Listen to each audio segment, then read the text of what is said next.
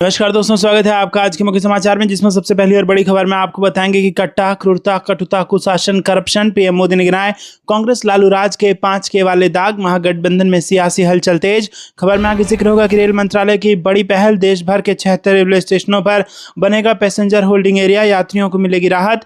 आगे जिक्र होगा कि पाकिस्तान के खिलाफ भारत की नई युद्ध नीति, त्रिशूल अभ्यास से भारत की हुकार, तीनों सेनाएं कर रही शक्ति प्रदर्शन, अब आर पार की तैयारी। आगे आपको बताएंगे कि भारत की कूटनीतिक जीत, चाबहार बंदरगाह पर अमेरिकी प्रतिबंधों से 6 महीने की छूट। दोस्तों, इसी प्रकार से आगे जिक्र होगा कि दिल्ली से शेख हसीना का बड़ा ऐलान, बांग्लादेश में सियासी भूचाल, कहा जल्द अपने देश लौटूंगी। दोस्तों, हर एक खबर की गहराई में आपको ले जाएंगे, लेकिन उससे पहले आपसे निवेदन की वीडियो कीजिए लाइक और चैनल को सब्सक्राइब करके बेल आइकन दबाकर कमेंट में लिखे जय हिंद। रुक करते हैं सबसे पहली और बड़ी खबर की तरफ। कट्टा, क्रूरता, कटुता, कुशासन, करप्शन, पीएम मोदी ने गिनाए कांग्रेस लालू राज के 5K वाले दाग, महागठबंधन में सियासी हलचल हुई तेज। जी हाँ दोस्तों, यहाँ पर मुजफ्फरपुर की जनता में बिहार वासियों, खासकर सुशासन में विश्वास करने वाली जनता को संबोधित करते प्रधानमंत्री नरेंद्र मोदी ने अपनी चुनावी जीत के लिए 5 शब्दों का मंत्र दिया। बिहार के विकास के लिए जरूरी है, ऐसा इसलिए कि बिहार के विकास के बिना भारत का विकास संभव नहीं है। ये लालटेन युग विकास की तरफ कभी नहीं ले जाता। पीएम मोदी ने अपने संबोधन में कांग्रेस और राजद पर सीधा हमला बोलते हुए यह आरोप भी लगाया कि इस कांग्रेस और राजद के लंबे शासनकाल में बिहार विकास की दौड़ में पीछे रह गया। आइए जानते हैं मुजफ्फरपुर की जनसभा में पीएम मोदी ने राज्य के नाम क्या संदेश दिया। प्रधानमंत्री मोदी ने कांग्रेस और राजद की सरकार की छीछा लेदर करते हुए कहा कि इनके शासनकाल की विशेषता 5K में छुपा है। फिर उन्होंने 5K रहस्य से पर्दा भी उठाया और फिर परिभाषित करते हुए कहा कि ये 5K है: कट्टा, क्रूरता, कटुता, कुशासन और करप्शन। इसके बाद जनता से सवाल पूछा कि क्या ये जंगल राज की आरजेडी और उसके साथियों की पहचान है या नहीं। पीएम ने कहा कि जहां कट्टा और क्रूरता का राज हो, वहां कानून दम तोड़ता है कि नहीं। जहां कटुता हो, वहां समाज में सद्भावना होगी क्या? ऐसे लोग क्या कभी बिहार का भला कर सकते हैं? पीएम मोदी ने जोर दिया कि बिहार को आगे बढ़ाने के लिए उद्योग चाहिए, जिसके लिए जमीन, बिजली, कनेक्टिविटी और कानून का राज जरूरी है। क्या जिनका इतिहास जमीन कब्जाने का हो, वो क्या किसी उद्योग को जमीन देंगे? जिन्होंने बिहार को लालटेन युग में रखा, वो बिजली देंगे? जिन्होंने रेल को लूटा, वो कनेक्टिविटी देंगे क्या? दोस्तों, रुक करते हैं अगली ब्रेकिंग न्यूज़ की तरफ। रेल मंत्रालय की बड़ी पहल, देश भर के 76 रेलवे स्टेशनों पर बनेगा पैसेंजर होल्डिंग एरिया, यात्रियों को मिलेगी राहत। जी हाँ दोस्तों, रेल यात्रियों की सुविधा को ध्यान में रखते हुए रेल मंत्रालय ने देश भर के प्रमुख रेलवे स्टेशनों पर पैसेंजर होल्डिंग एरिया विकसित करने की योजना को मंजूरी दे दी है। यह फैसला नई दिल्ली रेलवे स्टेशन पर इस व्यवस्था की शानदार सफलता के बाद लिया गया है।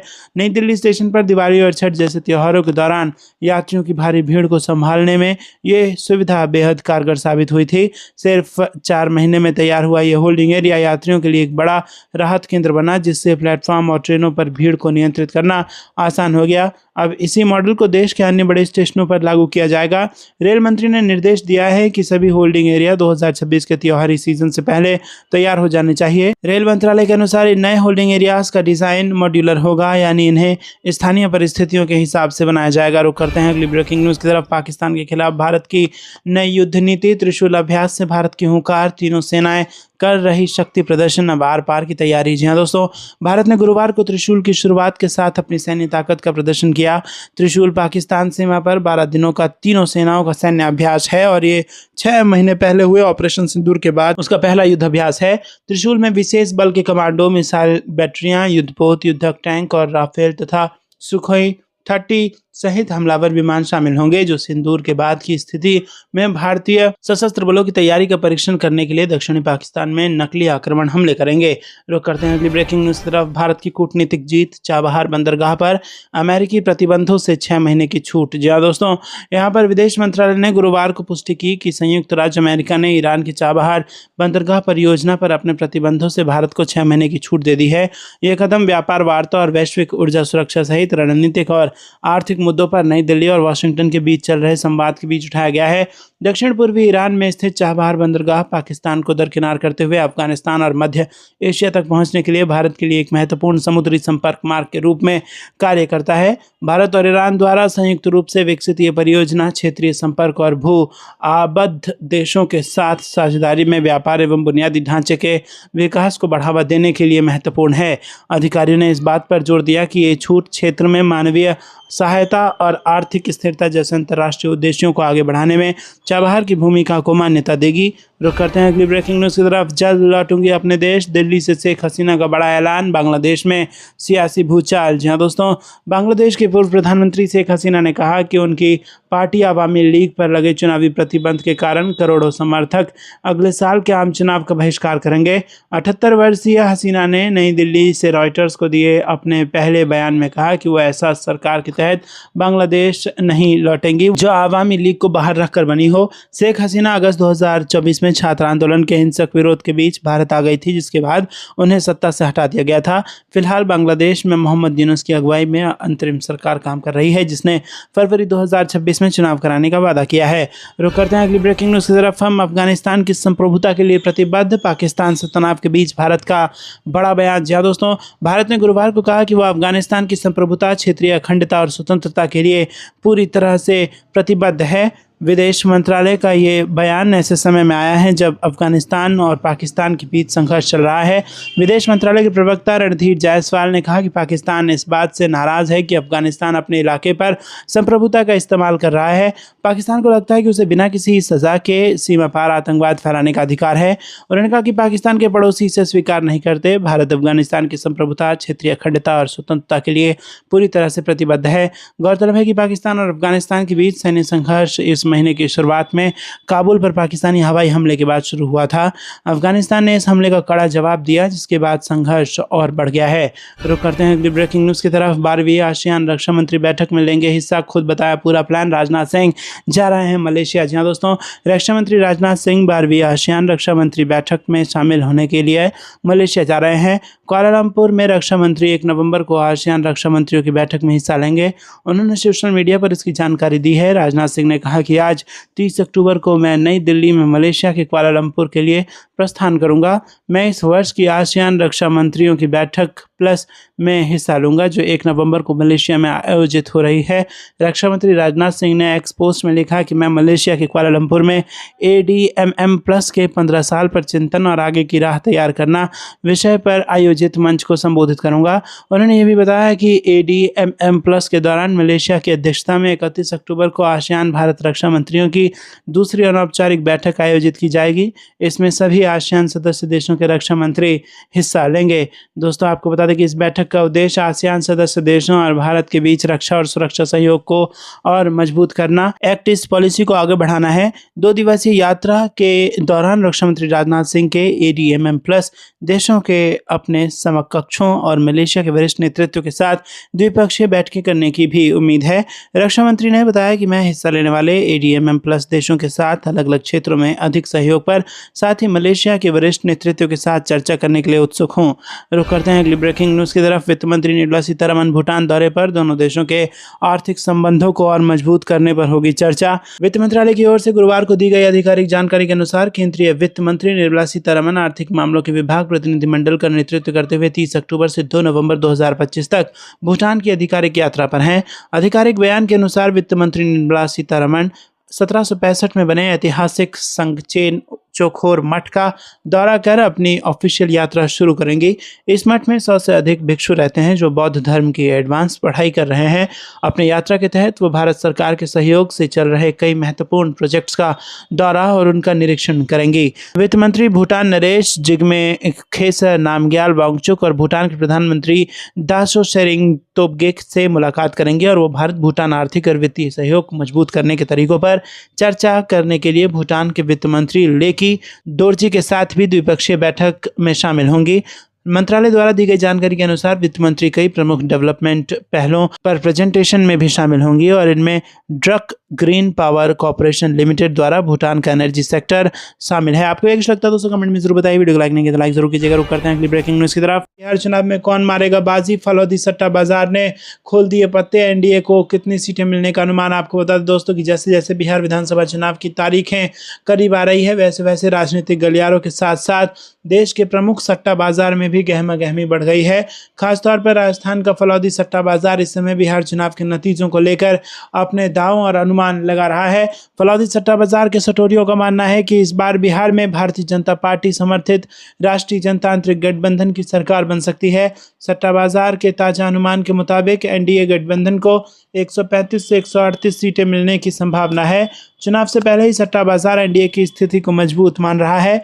दूसरी ओर कांग्रेस समर्थित महागठबंधन की स्थिति को लेकर सट्टा बाजार लगातार गिरावट बता रहा है। सटोरियों के अनुसार महागठबंधन को 93 से 96 सीटें मिल सकती है। मतदान की तारीखें 6 और 11 नवंबर नजदीक आने के साथ ही दोनों प्रमुख गठबंधन ने अपना प्रचार तेज कर दिया है, जिसका असर सट्टा बाजार के समीकरणों पर भी दिख रहा है। रुक करते हैं अगली ब्रेकिंग न्यूज की तरफ। बिहार में जंगल राज नहीं आने देंगे, दरभंगा से भरी अमित शाह ने हुंकार, लालू से राहुल गांधी तक पर साधा निशाना। जी हाँ दोस्तों, बिहार में विधानसभा चुनाव नजदीक है और ऐसे में चुनावी माहौल गर्माता जा रहा है। नेताओं के बयानबाजी के दौर ने सियासत को और रोचक बना दिया है। विधानसभा चुनाव की तैयारियों के बीच केंद्रीय गृह मंत्री अमित शाह बुधवार को दरभंगा पहुंचे। इसी बीच जनसभा को संबोधित करते हुए गृह मंत्री ने विपक्ष गठबंधन पर तीखा वार किया। उन्होंने एक एक कर लालू यादव, तेजस्वी यादव, सोनिया गांधी और राहुल गांधी पर निशाना साधा। शाह ने कहा कि लालू अपने बेटे को मुख्यमंत्री और सोनिया अपने बेटे को प्रधानमंत्री बनाना चाहती हैं, लेकिन दोनों ही पद फिलहाल खाली नहीं है। शाह ने इसे पारिवारिक राजनीति की मिसाल बताते हुए जनता से अपील की है कि बिहार को फिर से जंगल राज के रास्ते पर न जाने दें।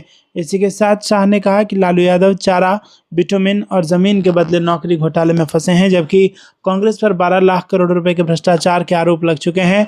उन्होंने सवाल उठाया कि क्या ऐसे लोगों को फिर से सत्ता में लाना चाहिए जिन्होंने बिहार और देश को लूटा।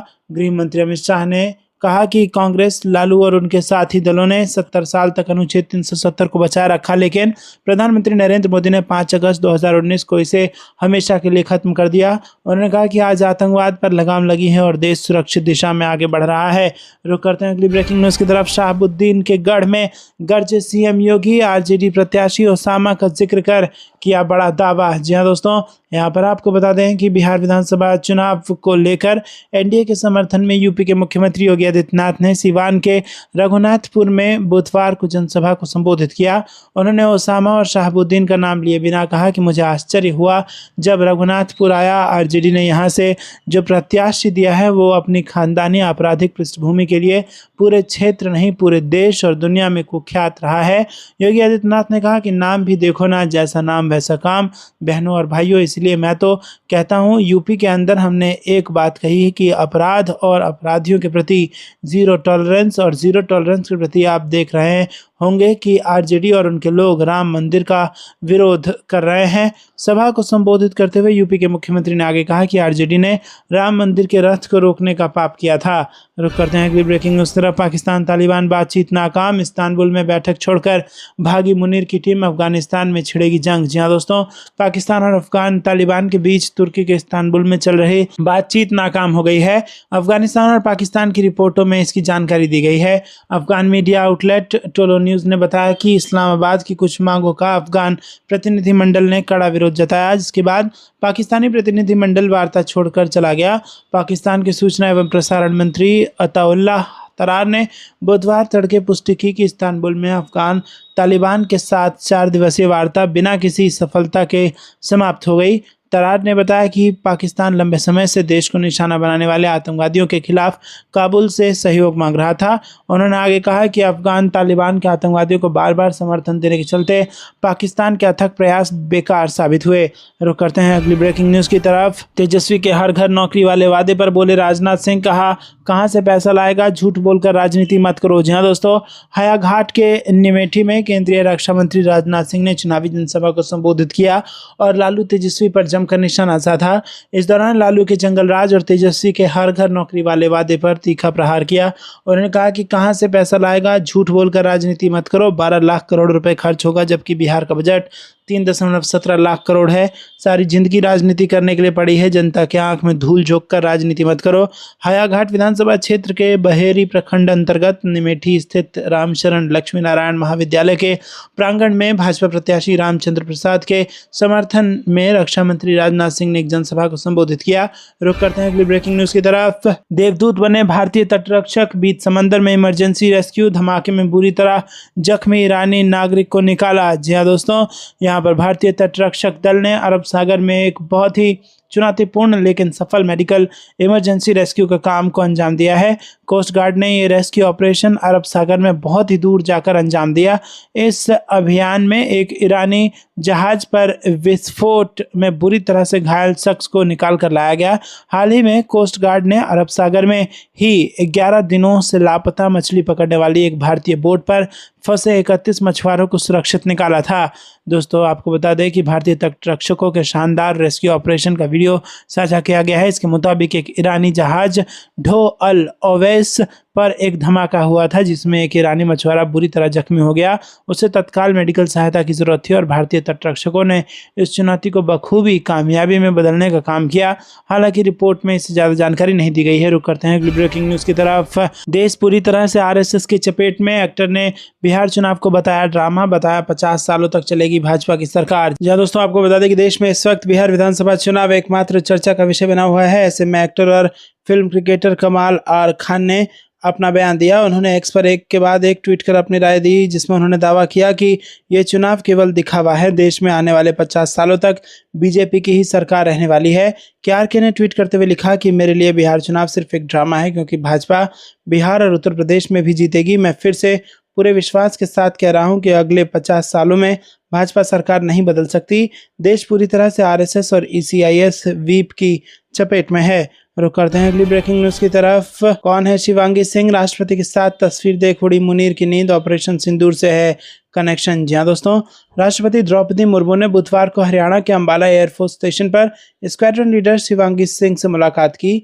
ये वही जगह है जहां भारतीय वायुसेना का पहला राफेल स्क्वाड्रन गोल्डन एरोज तैनात है। दोस्तों, आपको बता दें कि ये मुलाकात उस समय हुई जब 5 महीने पहले पाकिस्तान के नेटवर्क्स ने झूठा दावा किया था कि शिवांगी सिंह को भारत की जवाबी कार्रवाई ऑपरेशन सिंदूर के दौरान पकड़ लिया गया है। और राष्ट्रपति मुर्मू ने सोशल मीडिया पर शिवांगी सिंह के साथ एक तस्वीर साझा की, जिसमें वो फ्लाइट सूट में राफेल फाइटर जेट के सामने खड़ी दिखाई दे रही हैं। दोस्तों, रुक करते हैं अगली ब्रेकिंग न्यूज की तरफ। भारत का ऐतिहासिक फैसला, न पुतिन और न ट्रंप। गणतंत्र दिवस पर ईयू के 2 दिग्गज नेता होंगे मुख्य अतिथि। जी हाँ दोस्तों, भारत और यूरोप के बीच गहराते रिश्ते की बानगी एक बार फिर देखने को मिली है। भारत ने गणतंत्र दिवस 2026 के लिए एक ऐतिहासिक निर्णय लेते हुए इस बार यूरोपीय संघ के 2 शीर्ष नेताओं को निमंत्रण भेजने का फैसला लिया है। यूरोपीय आयोग के अध्यक्ष उर्सुला वॉन डेर लेयन और यूरोपीय परिषद के अध्यक्ष एंटोनियो कोस्टा को मुख्य अतिथि के रूप में आमंत्रित किया जाएगा। ये पहली बार होगा जब किसी अंतर्राष्ट्रीय संगठन के 2 शीर्ष नेता एक साथ भारत के इस प्रतिष्ठित राष्ट्रीय समारोह में शामिल होंगे। जनवरी 2026 में दोनों नेता नई दिल्ली पहुंचेंगे, जो भारत और यूरोपीय संघ के बीच गहराते रणनीतिक, आर्थिक और कूटनीतिक रिश्तों को एक नई दिशा और मजबूती देने का प्रतीक माना जा रहा है। दोस्तों, आपको ये कुछ लगता है कमेंट में जरूर बताइए। वीडियो को लाइक नहीं किया तो लाइक भी जरूर कीजिएगा। रुक करते हैं अगली ब्रेकिंग न्यूज की तरफ। नीतीश ने चुनावी मैदान में उतारी 110 खिलाड़ियों की नई टीम, जेडीयू ने जारी की लिस्ट। जी हाँ दोस्तों, आपको बता दें कि यहाँ पर बड़ी खबर बिहार विधानसभा चुनाव से आ रही है। जेडीयू ने बिहार विधानसभा चुनाव 2025 के लिए 110 लोगों की दूसरी अभियान समिति सूची जारी की है। प्रदेश अध्यक्ष उमेश कुशवाहा के निर्देश अनुसार पार्टी पदाधिकारियों को शामिल किया गया है। वहीं बागी तेवर दिखाने वाले एक विधायक और 2 पूर्व मंत्रियों समेत 16 नेताओं को पार्टी से निष्कासित कर दिया गया है, क्योंकि वो एनडीए उम्मीदवारों के खिलाफ मैदान में उतर रहे थे। रुक करते हैं अगली ब्रेकिंग न्यूज की तरफ। आसियान भारत शिखर सम्मेलन में बोले पीएम मोदी, एक्ट ईस्ट नीति का किया जिक्र, 21वीं सदी हमारी है। जी हाँ दोस्तों, प्रधानमंत्री नरेंद्र मोदी ने 22वें आसियान भारत शिखर सम्मेलन 2025 में वर्चुअल माध्यम से हिस्सा लिया। इस दौरान उन्होंने थाईलैंड की क्वीन मदर के निधन पर संवेदना प्रकट की और आसियान देशों के साथ भारत के सांस्कृतिक और व्यापारिक संबंधों का भी जिक्र किया। पीएम मोदी ने कहा कि अनिश्चितता के इस दौर में भारत आसियान व्यापार रणनीतिक साझेदारी निरंतर मजबूत हुई है। हमारी मजबूत साझेदारी वैश्विक स्थिरता और विकास का आधार बनकर उभर रही है। पीएम मोदी ने 2026 को आसियान भारत समुद्री सहयोग का वर्ष भी घोषित किया। पीएम मोदी ने कहा कि इस वर्ष आसियान शिखर सम्मेलन का विषय समावेशीपन और स्थिरता है। यह विषय हमारे साझा प्रयासों में स्पष्ट रूप से दिखती है, चाहे वो डिजिटल समावेशन हो या वर्तमान चुनौतियों के बीच खाद्य सुरक्षा और लचीली आपूर्ति श्रृंखला सुनिश्चित करना। रुक करते हैं अगली ब्रेकिंग न्यूज की तरफ। भारत के युद्धाभ्यास ऐलान से डरे पाकिस्तान की नापाक चाल, बॉर्डर पर पहुंचे पाकिस्तानी नेवी चीफ, सरक्रीक को लेकर खतरनाक प्लान। जी दोस्तों, पाकिस्तान के नौसेना प्रमुख एडमिरल नावीद अशरफ ने भारत के साथ लगती समुद्री सीमा पर स्थित विवादित सरक्रीक क्षेत्र में स्थित पाकिस्तान की अग्रिम चौकियों का दौरा किया है। पाकिस्तानी नेवी चीफ का दौरा ऐसे समय में हुआ है जब भारत की तीनों सेनाएं इस इलाके में युद्धाभ्यास करने जा रही है। 30 अक्टूबर से 10 नवंबर तक होने वाले त्रिशूल नामक इस अभ्यास के लिए भारत ने इस क्षेत्र में नोटिस टू एयरमैन जारी किया है। भारत की घोषणा ने पाकिस्तान के लिए खतरे की घंटी बजा दी है और भारत की तीनों सेनाओं के अभ्यास से ठीक पहले विवादित सरक्रीक क्षेत्र में पाकिस्तानी नेवी चीफ के दौरे को भारत सतर्कता से देख रहा है। रुक करते हैं अगली ब्रेकिंग न्यूज की तरफ। इसरो पहली बार रचने जा रहा इतिहास, नौसेना का जोश हाई, समुद्र में चीन की दादागिरी होगी खत्म।